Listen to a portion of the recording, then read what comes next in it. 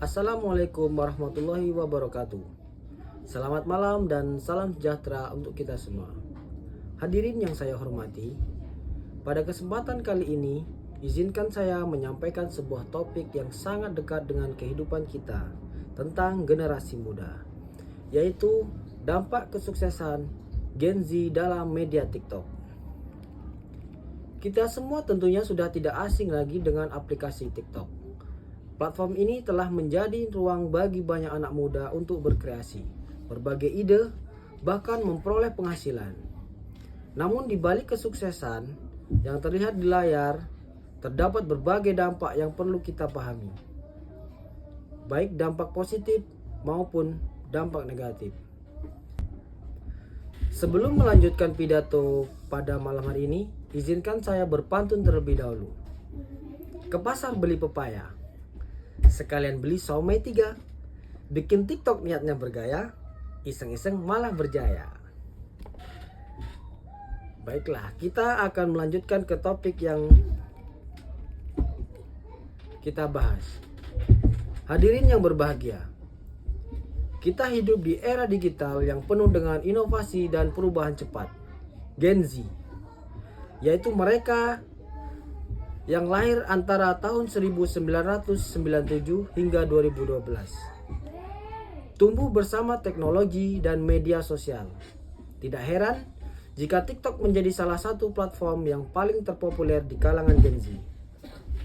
Berdasarkan data dari The 2025 Sprout Social Index, sekitar 82% Gen Z memiliki profil TikTok.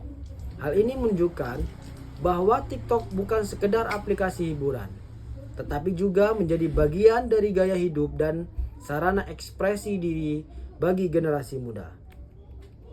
Selain itu, menurut data dari Marketing Prof 2025, TikTok adalah platform yang paling sering digunakan oleh Gen Z untuk mencari informasi, belajar hal baru, mempelajari produk dan berita terkini.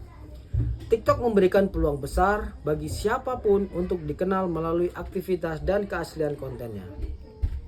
Sementara itu, laporan dari Magnetipe 2024 menyebutkan bahwa sekitar 60% pengguna TikTok berusia 18-24 tahun. Dan sebagian besar dari mereka merupakan pembuat konten aktif. Ini berarti Gen Z bukan hanya sekedar konsumen pasif, melainkan juga kreator yang ikut membentuk budaya digital saat ini. Hadirin yang saya hormati, dari sisi positif, TikTok telah membuka banyak peluang baru. Banyak anak muda yang berhasil meraih kesuksesan, baik sebagai influencer, pembisnis, maupun content creator. Mereka mampu menunjukkan potensi diri, menumbuhkan kepercayaan diri, dan bahkan memperoleh penghasilan dari kreativitas mereka. Salah satu contoh anak muda Gen Z yang sukses sebagai content creator TikTok adalah Willy Salim.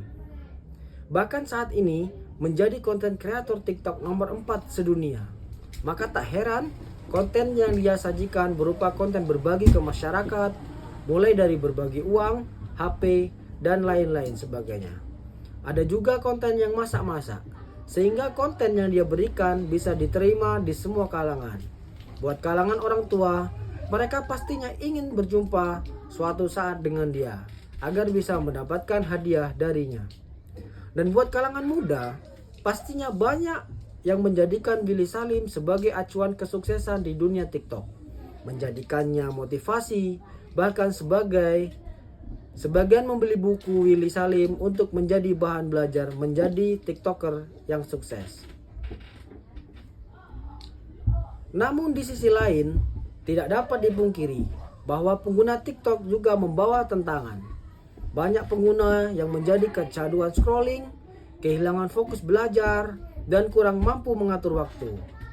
Selain itu, muncul pula fenomena tekanan sosial untuk selalu tampil sempurna ataupun viral, yang dapat berdampak pada kesehatan mental. Oleh karena itu, kita perlu belajar untuk memanfaatkan TikTok secara produktif dan bertanggung jawab. Gunakan media sosial untuk menebar inspirasi, menyebar edukasi, dan membangun citra positif dari diri kita. Dengan begitu, kesuksesan di dunia digital bukan hanya diukur dari jumlah likes ataupun followers, tetapi dari dampak positif yang kita berikan kepada orang lain. Hadirin sekalian, kesuksesan Gen Z dalam media TikTok merupakan cermin dari semangat kreatif dan inovatif anak Indonesia. Namun, kesuksesan tersebut akan lebih bermakna jika dibarengi dengan sikap bijak dan menggunakan media sosial. Mari kita jadikan TikTok bukan sekedar tempat untuk eksis, tetapi juga wadah untuk berkontribusi dan menginspirasi dengan kreativitas dan tanggung jawab. Kita bisa menjadi generasi digital yang berpengaruh secara positif bagi masyarakat dan bangsa. Terima kasih atas perhatian Anda semua. Wassalamualaikum warahmatullahi wabarakatuh. Selamat malam.